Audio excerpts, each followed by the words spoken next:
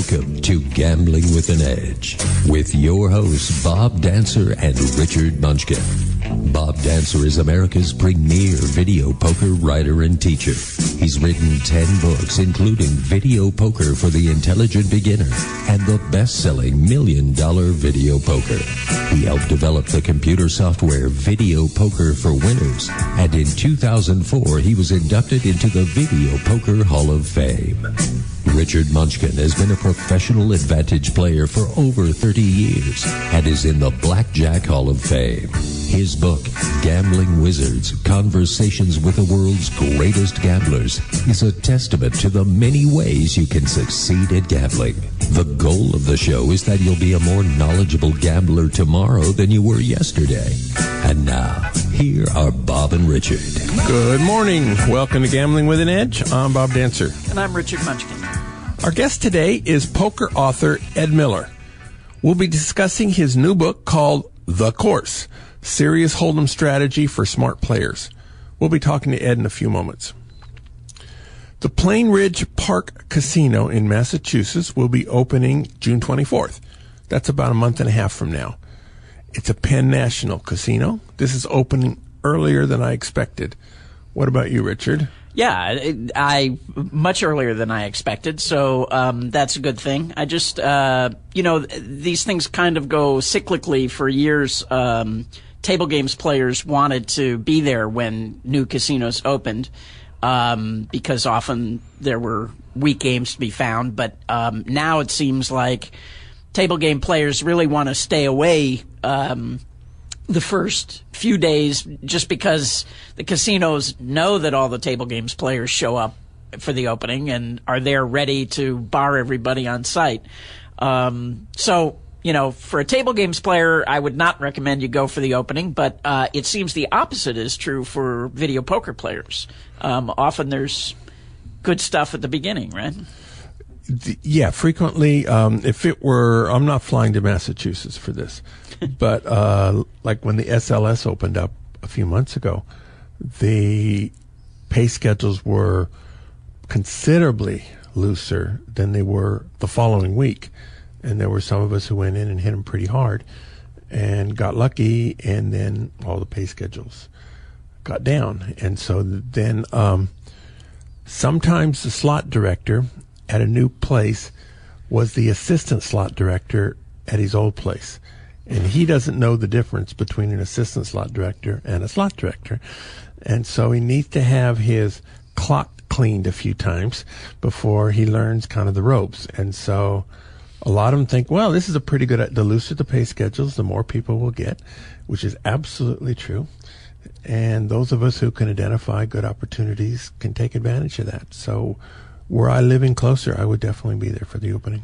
Right, and they often want to send out the best mailers in the beginning, too, to get people to come in. And so, yeah, I agree with you. If I were living closer, I would show up and probably avoid the tables and hit the video poker. So. Yeah, although it's Penn National. Penn National is an experienced casino operator. They're not known for loose video poker, but you don't know what this particular slot director is going to do. So, the Downtown Grand, which used to be called Lady Luck, they're having a new members promotion in May.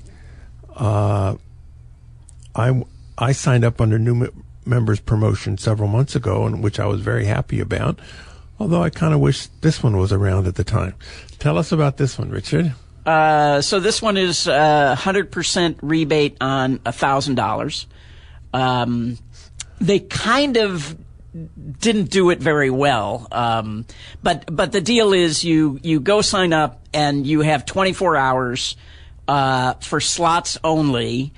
If you lose up to $1,000, 24 hours after you sign up, they will give you half of it back as free play, and then if you are local, then a week from Monday you get another $250, and a week from Monday after that another $250. If you are out of state, then the first of the next month you get $250, and the first of the next month after that you get another $250. So, as free play. As free play, yeah. yeah. And you're playing your free playthrough, and the best game there last time I checked was 8.5 bonus, which is 99.2 almost, and which is close enough to 100% that a 100% rebate is pretty strong. Yeah, no, 100% rebate is always pretty strong. I, am much more interested in speed than squeezing every last dollar out of the, So I went around looking for blackjack machines. I couldn't find a machine that had video blackjack for more than $1. So yeah, I mean, I played some bad pay schedules just to bet more and get through it quicker. So how long did it take you to lose your $1,000 when you were there? Oh, at least 30 seconds or a minute. Yeah, they do have some high-limit slot machines. So, very good. Yeah.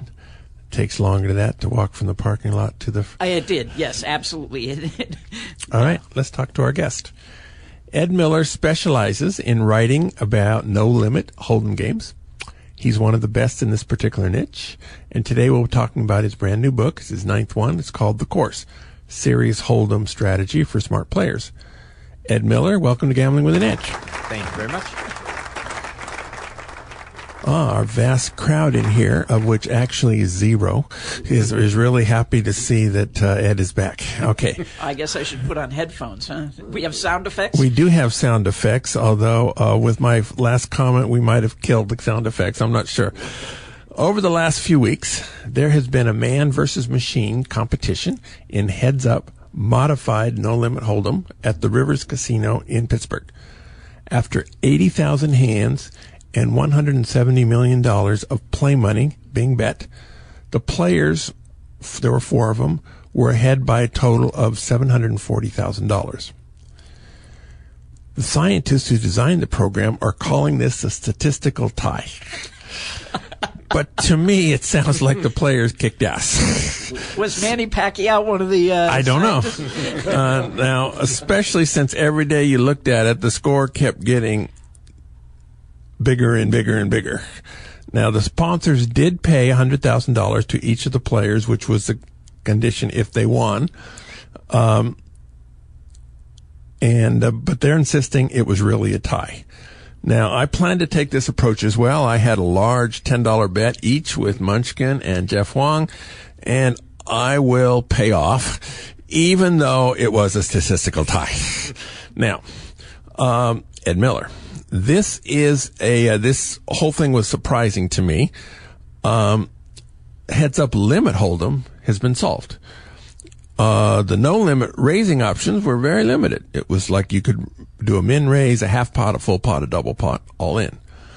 That seemed a small enough set of options that a computer should be able to solve it.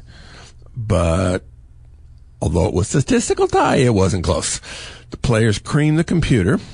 Now, in addition to being a poker player and author, you have 2 degrees from MIT, which possibly gives you some insight into this. So how come no-limit hold'em is so much more difficult to solve, or modified no-limit hold'em is so much more difficult to solve than limit hold'em? Yeah, so I'm not surprised by the result. I was expecting the human players to win. They didn't win. It was a statistical tie. Which is, just for the record, I know y'all are making fun of it, but statistical tie is ludicrous. This is a ludicrous concept, and already that raises a red flag for me if they would even claim that. So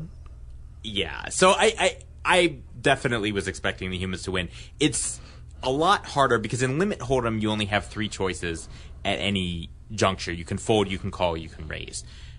In no limit, in regular no limit, you have potentially hundreds of different choices at any point, or even if you play on a computer often, it's down to the penny, so it's literally tens of thousands of different options. This was a limited subset where they said, okay, well you can't choose any bet size. You have to pick from these 6, I guess it was, or whatever. But even so, that blows up the decision tree, right? It's a big difference to have 3 different options and to have 8 or whatever it was. Yeah. So, I mean, because that's exponential, right? It's a tree. So after every 3rd option, right, that's a whole new tree. So having 3 options makes a space a certain size. Having 8 options makes a space like much, much bigger. I'm talking about like a decision space, sort of a mathematical decision space. And that really is a big factor in what makes these games difficult for computers. The bigger the space, the harder it is for the computer to analyze. My guess is, because the limit hold'em strategy was already enormous. It takes like 15 terabytes or something of data to enumerate the limit hold'em strategy. This would be monstrous, for the same, like if they did the strategy to the same sort of specifications as the limit hold'em strategy, it would be, I don't know how big, I haven't done the math, but it would be just ridiculously enormous sized strategy, which they didn't do. I'm almost guarantee they didn't do. Well, it was supposed to be 10 to the 161st decision. Okay. Yeah. So, so to have, that strategy, basically the computer had to take a shortcuts, to create its strategy. And I just don't have any faith in the shortcuts. The people are... Well, they also did another thing, I think, to try to help the computer, which was every hand they started over with 200 big blinds. Right. Because if you take that into the mix as well... That makes it easier. Right. Easier Correct. for the computer. Yeah, easier for the computer. Yeah. Right. Well, and the players. Easier for the players, but the players will be used to the variations in play that come when you change stack sizes. For a computer, again, that's an entire new variable space, that they got rid of. So they did a lot of things to try to cut down the size of the game artificially, and yet it's still just a ridiculously enormous game, much bigger than Limit Hold'em. And so, I just made assumptions about how I don't know anything about this particular research project, but I do know a little bit more about the Limit Hold'em project. It was 15 years. They'd been working on it for a long, long time. They'd been refining it. They'd already tested it against human players 8 years ago. So they were much further along in their journey, I guess, for that project. Whereas this project, this was the first time, as far as I know, they tested it against human players. And yeah, I was just expecting the humans to kill the bot, to be honest. It's No Limit's just a much, like 10 to the 50 muches, harder game for a computer. And even when you cut down the game, and even when you make these simplifications to try to make it easier for the computer, it's still much, much harder for a computer. So I did not expect the computer to have success on its kind of first coming out here. Yeah, although it had beaten other computers, so sure. It was the best of the untested computer programs. All right. Okay, you have a new book called The Course. Of course, no, Serious Hold'em Strategy for Players. Now, how is this book different from your previous ones, and who is your core audience? Okay, so this book is, I would say, this is a very practically focused book. Some of my books are a little more theoretical, some are more practical. This one's very practical. So the goal here is to take you as a live No Limit Hold'em cash player. You can be fairly new, so you could be at the 1-2 level. You've only been playing for a couple months. It assumes you know the basics. You know how to bet. You know that flushes beat straights, blah, blah, blah. But it can start you there, or it can start you, if you're a little more experienced, like you're a 2-5 player, it can start there for you. And it takes you through all the skills, one by one, the skills that I believe are necessary to beat each level of the game, starting at 1-2, and then the skills to beat 2-5, and then the skills to beat 5-10. So it's a linear progression through skills, and it's, as I said, it's very, very practical. So the goal is you can read the book, you can practice the skills, and then you'll see results. Yeah, I thought you really nailed it. You really hit the nail on the head. I think it's exactly what anyone that I know, because I get this question all the time from blackjack players who say, I'm thinking about taking up poker. Absolutely, this book would be the book I would tell them to start with. For sure, yeah. And that's exactly kind of the target. But it's also targeted toward a little more experienced players who aren't yet, anyone who's playing poker and serious about it but not yet winning at the 5-10 level. This book is definitely appropriate for, but it's certainly appropriate for anyone who's coming to poker from a different background, like blackjack or another game. Yeah, I think the one danger is that I think people can read this book and start beating 1-2 very quickly, and the danger would be they don't go any further. Right. You know what I mean? They start making money, and they're like, oh, now I know what I'm doing. So, right. Yeah, that's always the danger, and that happens constantly with poker players. I mean, that's why money is so easy to win at this game, because people do stagnate. They get to 1-2, they learn. I have 10 skills in the book. 3 of them I consider 1-2 skills. So I say, if you learn these 3 skills, you can beat 1-2. But the thing is, if that's all you've mastered, if you're good at those, but that's it, and then you try to sit in a 5-10 game, you're going to get killed. Because those extra 7 skills are extremely important and become even more important once you do move up into those tougher games. And I see it all the time, where people kind of get to a level where they get comfortable at, they have some success at, and they kind of feel like, well, that's it. They figured it out, whereas this game is actually really, really complicated, if you go all the way down the rabbit hole, as I was talking about the, computer and so forth. No, you haven't learned it all. There's always more to learn about this game. There's always the next level. There's always this huge kind of universe of skills that you probably haven't even considered. So the book is trying to show you, in as straightforward a way as possible, at least those skills necessary to get to kind of the higher stakes cash games in live card rooms. Let's talk about some of those lessons. Obviously, we can't go through all of them here. But actually, before the first lessons, you say that when you have a student, one of the first questions you ask them is, if they're going to be a winning player, where did that money they're winning going to come from? So why don't you take us through that discussion? It'll give players a flavor of what the book is. Sure. So yeah, students come to me, and I say, are you a winner? And some of them say no, but, most of them say, yeah, I win. I just want to move up and I want to do better, And then I say, okay, well, if you win, and it's often true. I mean, it's not, I don't think they're lying, Some of them are. Some of them are. Some of them are optimistic, I would say. But yeah, no, plenty of them do win. But then I say, okay, well, why do you win? What is it that you do that makes money accumulate in your stack? And it's amazing. Almost none of the people I ask this question to can give me an answer I think is satisfactory.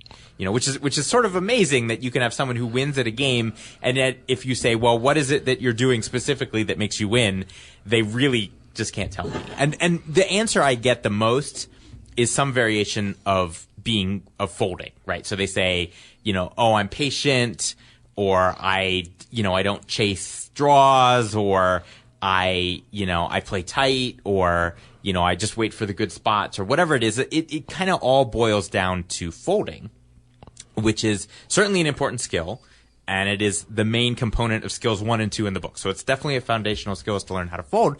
But the thing is, folding does not make you money. If you fold, you lose the hand, the money goes away. So it does not make you money. And in fact, my definition of what makes money is, this is a thing that you can do and that makes money. And then if you do more of this thing, you will make more money. And if you do even more of this thing, you will make even more money. And folding definitely does not fit that description, because I promise if you fold more, you will not win more. So yeah, that's sort of the well, fallacy. A lot of players, if they fold more than they're playing now, they will win more. Correct. Yes. But once they get to that sort of good amount of folding, they can't keep folding more, and yeah, that doesn't work. So there's more to it. All right. Another. So one of your key rules is only play strong hands, and so players can kind of guess what. If you start with a pair of aces, that's a good hand to start with. But so they can kind of guess with that. And your next point is, when you enter a pot, you should always raise. So in this particular case, you don't go through the exceptions, but you just say the exceptions are for later. Right now, always raise when you enter a pot. Correct. Why is that important? All right. So this strategy, what it does is, pre-flop strategy is what we're talking about. So we're talking about on the first 2 cards, if no one has raised before you, I say, these are the hands you should play, and you should raise all the time. This is the main reason. So where does the money come from? My answer in the book is that the money comes from people who are playing too many hands pre-flop, But it doesn't stop there. It has to do with how they get rid of those hands after the flop, because what it means to play too many hands pre-flop is that you have too many weak hands once the flop comes. King, Jack, 4 comes and you've got 7, 5 or whatever it is. You've got too many of those just total junker hands. And the question is, what does this player do with those junk hands? And there's 3 options. They can call with them, they can fold with them, or they can try to bluff with them. Those are the options, right? That's how you get rid of bad hands. You got to do one of the 3. And players have biases toward one or the other. But if you play in card rooms, especially at the 2-5 level, but even at the 1-2 level, against anyone who's reasonably competent at the game, they're going to fold most of those hands. That's what they've learned to do. That's how they've learned not to get destroyed. Playing poker is they've learned if you miss the flop, fold. Well, that's something that I want to take advantage of. They're playing too many hands, and then they're building up pots pre-flop with these bad hands, and then they're willing to fold them after the flop. So the reason to raise pre-flop, I would say the number one reason, is you want to build that pot pre-flop. Because if they're going to make a bad fold on the turn, you'd rather they make a bad fold if in a $150 pot than in a $40 pot. So if you limp, you keep that pot small, you keep the stakes small, and you reduce the size of that error that's coming down the line. Whereas if you raise and you kind of bloat the pot to begin with, and it's not to your disadvantage because you're only playing the better hands to begin with, then also that error on the turn is going to be a much larger sized error in terms of money. Actually, that isn't really an error for them to fold at that point. The error is for them to call the raise in the first place. Yeah, it's kind of both. It depends. It's that they make 2 errors. One is that they call too much pre-flop, but then even after they call too much pre-flop, they're still folding too many hands. Like they're still folding too large a percentage of hands. Even, if I put it this way, if I showed them my cards and strategy and said this is what I'm doing, like they wouldn't be folding those hands anymore. Yeah. All right. Now, a third major point. We're still talking about the really elementary ABC poker. Is you don't pay off to big bets. Right. Which is basically says if somebody bets big on the turn of the river, you should believe that they have the hand that they say they have. And if you can't beat a goodly percentage of those hands, this is currently undefined, but if you can't beat a significant proportion of them, you should fold. Correct. Talk to us about that. Okay, so this is an observation of how people actually play. So this is a point where the book goes to the practical and not the theoretical, because theoretically this is not a thing. But practically what happens is that if you play at the 1, 2, and 2, 5 level, you're going to play against other players who have certain strategies. And in general, the overwhelming majority of those players, especially again at those lower stakes, are going to have strategies where they don't bluff often enough for big money. So they'll bluff, $20, they'll throw a bluff out. Nobody seems to want the pot. Let me try $20. Or maybe they'll even follow that up with $40. But what they won't do is then follow that up with a $250 kind of all-in bluff on the river. Like they just don't do it. Or at least they don't do it as often as they should, because if you look at, again, going back to theoretical, if you look at how often people should be doing that in this game, it's actually pretty often, because that offers you 2-to-1 odds, which means that they should be bluffing about 1 in 3 times. That's sort of the optimal bluffing frequency. If there's $200 in the pot and they bet $200, like they should be bluffing about 1 out of 3 times. But the reality is that real players in these games don't bluff even remotely that often. And because they're not bluffing that often, you shouldn't call them to try to sniff out the bluffs, because you're going to end up losing more to the good hands than you are going to win from the pots where you do catch them. So as soon as people stray a little bit less than that optimal bluffing frequency, your attempts to catch them bluffing should go to 0. All right. And they're going to get away with it sometimes. Yep. So be it. Right. It's better off to let them get away with it 10% of the time than to be paying them off 90% of the time. The one exception that I see when I play is it seems like these low limit players want to play any 2 suited cards. Mm-hmm. And so once in a while, when they didn't catch the flush on the end, they'll throw out a big bet as a bluff. Yep. And often those are fairly easy to suss out. Yeah. Yes. Yes. I would start with a don't ever pay off, rule. And then, there are some exceptions, especially combo draws. People like to, the higher the frustration, so this is how low stakes players bluff. The higher their frustration factor, the more likely they are to just say, and just push all the money in. So like if they had a huge draw, like an open-ended straight draw and a flush draw, and they're like, how did I miss that? and smoke's coming out of their ears, that's when they bluff. But if they were playing a more theoretically correct strategy, they'd be bluffing not just then, but in a lot of other circumstances too. All right. So we have spoken about the first three skills a little bit. If what he just said on the radio made sense to you, then you probably get some value out of this book. Both Richard and I recommend it. Now let's talk about some other subjects. We had Jeff Huang on the show about a month ago. I think he might be a friend of yours, Ed. He said that if you apply the 100 pages of his book to low stakes, limit, hold'em, high-low split. No, Omaha. Limit Omaha high-low split. Yes, limit Omaha high-low split, sometimes called Omaha 8. You'll be able to beat that game, possibly at the level of $10 an hour, if you're playing the 3-6 game at the Orleans here in Las Vegas. We received an email at gamblingwithanedge@gmail.com from a listener who suggests that playing limit hold'em for those stakes is virtually a guaranteed loser, and somebody would have to be very good to even make $1 per hour at the Orleans game.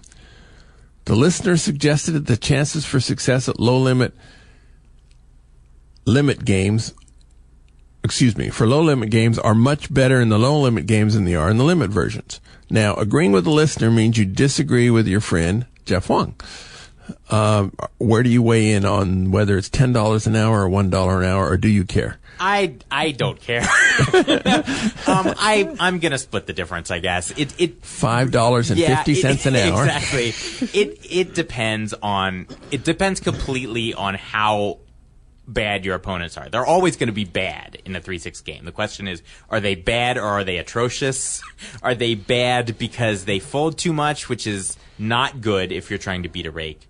Or are they bad because they just pile enormous amounts of money in the pot inappropriately, which is what you're looking for if you're trying to beat that rake at the low limit. So it depends on how they're bad exactly and exactly how bad they are. And it also depends on how big the rake is. Normally I advise people, don't worry about the rake. Your goal is to move up to stakes where the rake kind of doesn't factor in. But at 3-6 limit, they're raking, in Vegas, they'll rake up to $4 a hand. And in some places like California, they'll rake $6 or $7 a hand off the top. With no matter how much betting there is in California. And we should point out that the emailer was from California, where he is, experienced with much higher rakes. Yeah, so it definitely depends on exactly the specifics of the rake structure and exactly how bad people are and exactly the ways they're bad, about whether you're gonna hit that 0 or 10 or whatever in between. The bottom line, though, is I would definitely do not advise anyone to quit their job to play 3-6 limit hold'em. It's just not big enough. When I started playing for a living, I started playing at the 10-20 level. So that was, and to me, that was the level that was the first stakes where it was reasonable to think you were going to make any kind of significant money playing limit. I was playing limit hold'em at the time. Now, do you agree that no limit is more profitable than low stakes limit in most of these games? Yes, because the rake, and again, it also still depends on how bad your opponents are, the way they're bad, and the rake structure. So in California, it's going to be more of a struggle. If you want to try to beat a 1-2 game at the Commerce Casino in LA, that's going to be trouble because the rake structure is high, as I described, and they also limit the buy-ins, which prevents you from winning more money. Well, this is another thing that he wrote about, right? Or was that a different? It's a different email that. Let me ask that as a separate question. Okay. When we're through with this one, are we through? Well, yeah, and it just depends on the structure. But I would say in some structures of no limit games, you're not going to win very much at all playing 1-2, and in other structures you could win as much as 10 to 15 an hour, I would say. So, now are you talking about, so let's take here in Las Vegas and the 1-2 or 1-3. They have that as well, right? Yeah. What can somebody earn per hour here in Vegas. You could probably earn so a strong player for the level could earn maybe $10 to $15, and when I call it, maybe call it 10. And when I say strong for the level, I mean it's not Phil Ivey, because Phil Ivey doesn't play 1-2 is what I mean. So if you belong at that level, if that's kind of the level where you're playing, then maybe $10 an hour is reasonable. Who knows what Phil Ivey would win in those games? It would be more. I don't care. Yeah, right. It's sort of a theoretical exercise, but yeah. And at 2.5, what could I say 25 for 2.5? That's a number that's achievable. I know people who have achieved that. If you sit around a card room long enough, you'll hear numbers like 50 and 70 and 80. And I know of exactly one person who has played many, many, many, many hours of 2.5, and I have documented results of $70 an hour. And he was exceptional, and he doesn't play poker anymore. He does other things. But 25 is a good number. When people start throwing around numbers about what they're earning, the first question I always ask them, regardless of what the game is do you keep records? Right. And it's funny because blackjack players tend to keep meticulous records. Poker players seem to keep none. I mean, many of them. Yeah. So. And it should be the other way around. It's like in poker players, it would be useful to know that this guy George, who's a regular in your game, does this on the flop, and he tends to call too much on these kind of things, and keep notes on these individual players. That would be useful information. Right. And if you have any kind of large number of players that you regularly play with, your memory's going to be faulty. So records would be good. All right. Now, we briefly alluded to this other email we got, also to gamblingwithanedge@gmail.com. This was directed especially for Ed Miller when we announced he's coming on the air. It seems that the $1, $2 no-limit hold'em games in Los Angeles card rooms have a maximum buy-in of $40, whereas in Vegas, the maximum buy-in for the same game could be $300. Is your book, called The Course, equally applicable to both kinds of games? No, it's not. It's definitely more geared toward the deeper stacked game. When the buy-in is only $40 in a 1-2 game, that's a 20 big blind game, and that's a game that you're going to play frequently pre-flop and then on the flop. So in other words, there's going to be, if I say you should raise. So let's say you raise to $10 pre-flop and then 3 people call you. So there's $40 in the pot, and there's 30 because the house takes like a ridiculous percentage. But anyway, so say there's $40 in the pot, and then you only have $30 left. That's only one bet. So you're only going to make a bet on the flop. Someone's going to call, and then you're going to turn your hands over and see who wins. In the course, I'm talking a little bit more about how to deal with games where people play deeper and there's action on all the streets. So I'm not saying don't read it if you play in those games, but it's definitely not written with those games in mind. All right. The last time you were on the show, you told us you regularly created pay-to-read content for redchippoker.com. Are you still involved with that? And who are the players who could get the most value out of that site? Yeah, so redchippoker.com, it's actually mostly a video training site. There's also articles, but the main content are poker videos. The target audience is similar for who's supposed to read my books. Generally live, no-limit cash game players at the 1, 2 to 5, 10 level is the target audience. I'm not the only coach. I have 3 partner coaches. And then we have guest coaches also. So, and there's some online, there's some tournaments, but the main focus of the site is going to be on improving your live no-limit cash game play and results at those kind of card room levels. And right now, I'm doing a video series that is a companion series to my new book, The Course. So my 7th video is coming out on June 1st in the series. The series is going to be about 12 videos or 13. It's one for each of the 10 skills and then a couple other videos. And the goal of the video series is not to duplicate the content of the book, but to sort of supplement or complement the content. So it follows the same structure of the book, but I offer a little bit of a different take on each idea, in the video series. So, for people who learn better watching or hearing, or better reading, it's going to kind of help you out both ways. You go through sample hands and stuff? Yep. And you recommend players read the book before they do this, or after, or any order they want?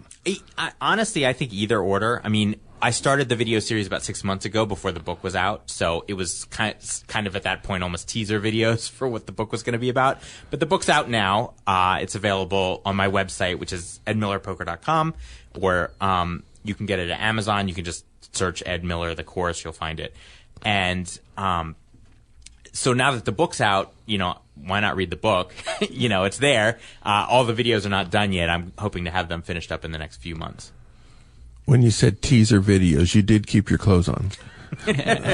All right. Now, in your book, you talk about Tommy Angelo, and you recommended his writings. I've never heard of him. Who is he? All right. So Tommy is a character. So he is a fellow who, I think he was at one point a professional musician. It's funny how many professional musicians I know who have become poker players. But he... Anyway, he became a poker player, I think, either in the late 80s or 90s, and he played in the Bay Area for a long time.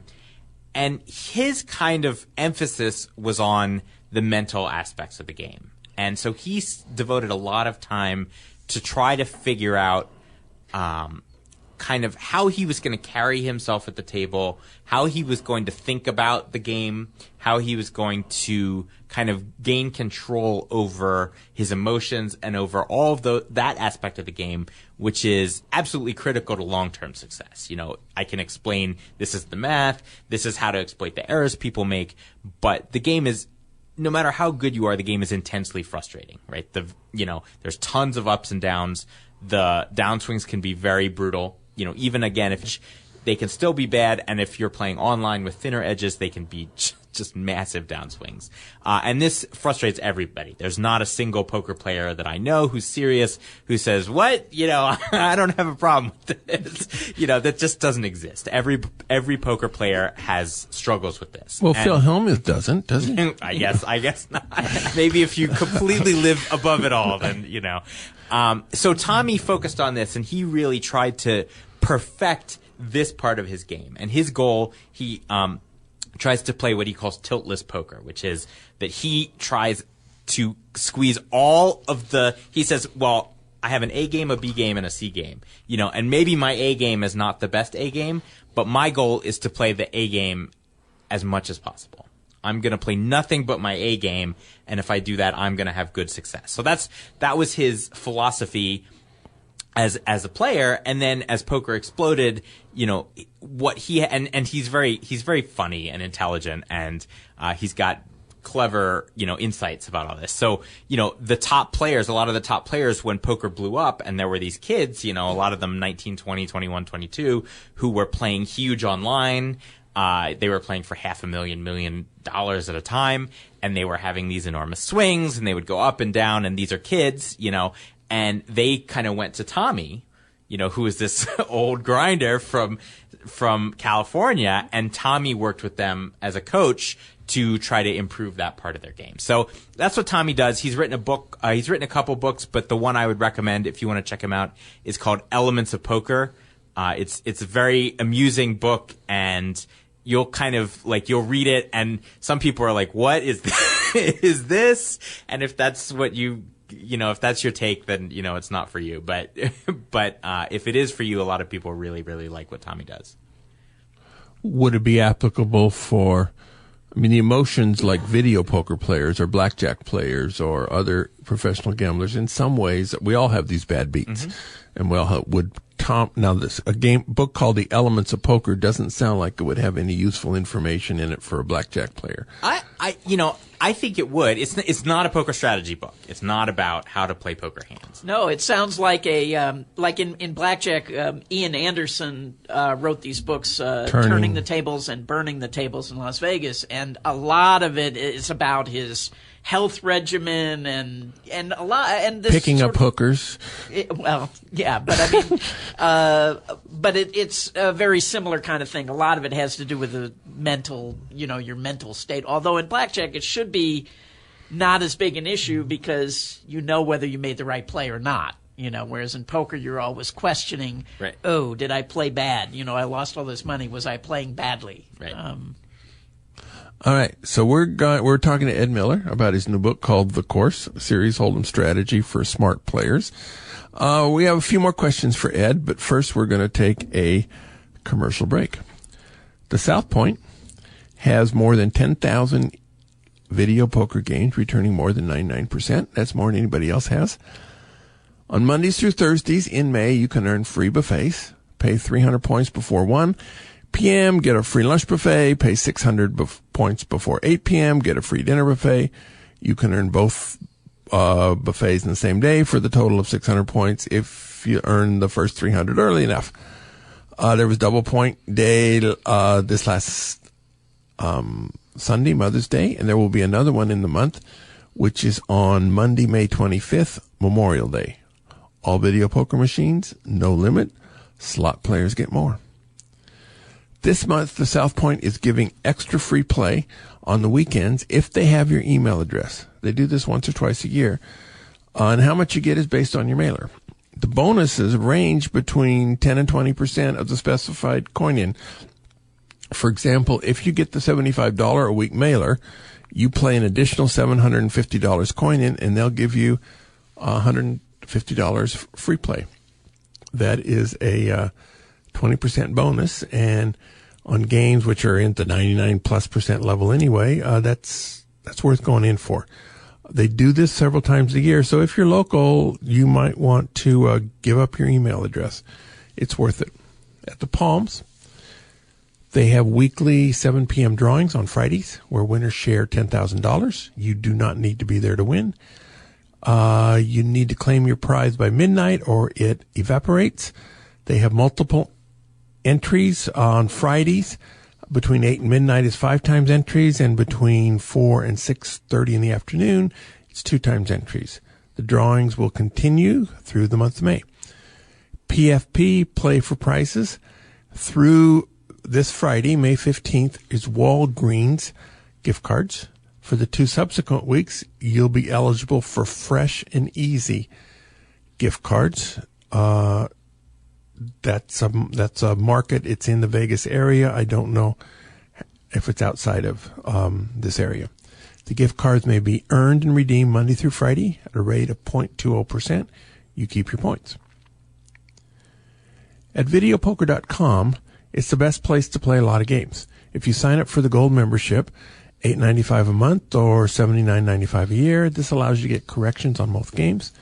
It's a good place to practice quick quads, which is what I play on Double Point Stay there at the South Point. You can get the strategy from me or the Wizard of Odds website, but if you really want corrections, you go to videopoker.com. That's the place to get it. The game of the week is Peek and Play Poker. This is a 7 coins per line game where you get to see the first card off of the pack of 47 cards before you draw. For example, if you were dealt ace, king, queen, jack of hearts, and a little spade, normally you'd throw the spade away, say a prayer, and go for the royal flush. But if you saw the first card off the pack was going to be the ace of clubs, the best play is just to hold the ace of hearts, and now you're starting each of your draws with a pair of aces, and then you're going to get 3 more cards. On this hand, the play was obvious. On many other hands, not so much. Currently, there's no available software to analyze this game, so you have to create your own script to do it, or follow the instructions of somebody who does know. On videopoker.com, they have a forum. Currently, there's some pretty good advice on there. It's posted on how to play this game. The particular poster, who calls himself VMan96, is knowledgeable and can do the math. And as near as I can, and he's from earlier posts, his posts are spot on. So there are many on that site who are very recreational players, and the things they suggest you should kind of delete.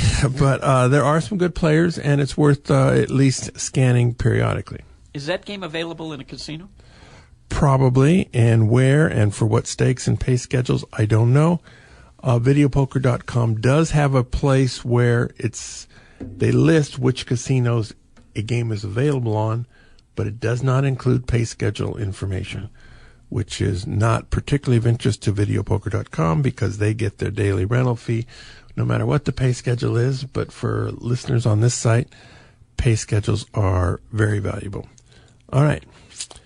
Next week, we're going to have this guy called Ed Miller on, and he's going to talk about daily fantasy sports.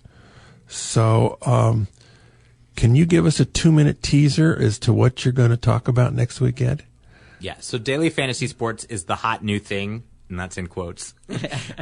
It's blowing up. It's based on sort of fantasy sports, which is, people play baseball and score touchdowns and hit home runs, and that's a different sport. But the point is you get points for them, and then if you get enough points, you win. And in daily fantasy sports, it means you win these contests, which are real money contests. So it's sort of superficially similar to the fantasy sports that people have been playing for 30 years, but in fact it's quite different. I've been looking at it pretty seriously now for the better part of a year, and I think it's extremely beatable, and I think it's I have a lot of thoughts about it. But anyway, that's what daily fantasy sports is, and I will talk all about it next week. Good. And we are having that on the show, even though all of the owners of these sites will tell you that this is not gambling. So, but we're going to cover it anyway. So it's going to be non-gambling with an edge next week. Yeah, that's right. Yeah. All right. Sounds like a statistical tie to me. Yeah. All right. Yeah. So we have about 7 minutes left. Ed, one of the slightly more advanced concepts in your book was called barreling. Mm-hmm. So what we need now is about 7 minutes worth of barreling. But no pressure. Sure. Yeah. So this is what I was talking about before, where people play too many bad hands, and then they have to do something with those bad hands. They have to either call with them, they have to fold with them, or they try to bluff with them. And in the 1-2 skills, I focus on the people that call with them. The idea is, you're going to try to make a good hand, and you're going to try to get these people to call with their weaker hands, and how to go about that systematically. So that's the 1-2 skills. Once you move up to 2-5, you're going to play against people who already have many of those 1-2 skills mastered. That's just the reality. If you go into a Vegas, you go to the Aria right now, or you go someplace where they play poker, and you sit in a 2-5 game, the people you play with are going to have many of those skills that I call 1-2 skills already down. They're going to not pay people off. They're going to assume people aren't bluffing, et cetera, et cetera. So, but they're still going to play too many hands. So what they do with those hands, especially at the 2-5 level, is they tend to fold them. And what happens is when you get 7 of these players all playing against each other, and they're all playing too many hands, and they all fold them when they don't hit anything, that not a lot of money changes hands, because the games play small. I bet, you fold, you bet, I fold, I bet, you fold. The pots stay small, and they just kind of push a little bit of money around, and there's a little bit of rake. But the reality is that you can do much, much, much better against these players than that, because they're folding quite much too often in many circumstances. So here's sort of the basic math on it. Let's say there's $50 in the pot, from pre-flop play, and then a flop comes, and you bet $25 into that $50 pot. Well, if everybody folds, then you win the $50, which means that you're betting, 1 unit to win 2 that everyone's going to fold, which means you're getting 2-to-1 odds, and therefore if everyone folds at least a third of the time, that shows an automatic profit regardless of your cards. Now, you can have extra value because not only can you win that way, you can win also because you make a good hand, or you can win because, okay, they call you now, but then they fold later. So there's multiple ways to win, which can pad your profit. But the basic idea is that you can show an immediate profit if you choose these spots to bet where everyone's going to fold more than a third of the time. So the trick is, well, how do you figure out when that is?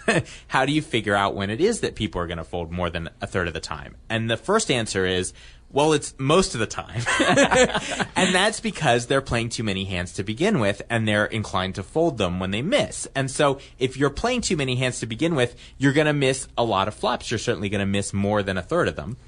And if your default strategy is just to fold every time that happens, then a lot of times these bets will show immediate profits. So those bets are called barrels. So a barrel is a bet that you're making in poker, and you're really just betting because the other players are likely to fold too much. That's kind of what a barrel is. And so it's not a bluff in the way that a lot of people think about bluffs, where you shove the money in and then you put your sunglasses on and you stare people down. Like, it's not that kind of bluff. But it's a bluff. You're trying to get people to fold, but it's just like, I'm just betting because you're not going to have a good hand very often, and and then I get all the money. It's that kind of bluff. So that's what a barrel is.